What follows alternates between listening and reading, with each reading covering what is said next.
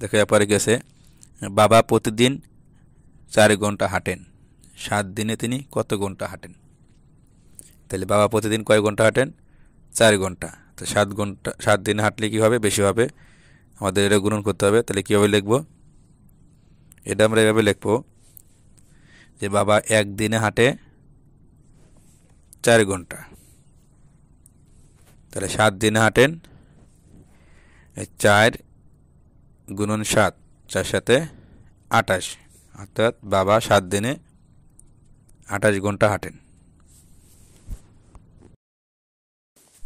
যেখানে কিনেছে উজ্জ্বল 4টি বই কিনতে চায়, প্রতিটি বইয়ের দাম 21 টাকা। বই কিনতে তার কত টাকা লাগবে? তাহলে উজ্জ্বল কি কিনতে চায়? বই। কয়টি? 4টি। প্রতিটি বইয়ের দাম, প্রতিটি মানে কি? প্রতিটি মানে হচ্ছে একটি বইয়ের দাম। যখন এরকম প্রতিটি কথা থাকবে তখন মনে করতে হবে একটি কথা বলছে।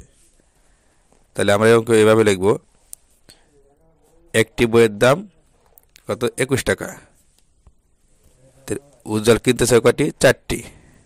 তাহলে আমাদের এটা গুণ করতে হবে। তাহলে একটি বইয়ের দাম 21 টাকা, 4টি বইয়ের দাম 21 গুণন 4 সমান কত হয়? দেখো, এই 4 দিয়ে আমরা 21 গুণ করি, 4 একে 4 আর 4 দুগুণে 8, অর্থাৎ 4টি বইয়ের দাম 84 টাকা।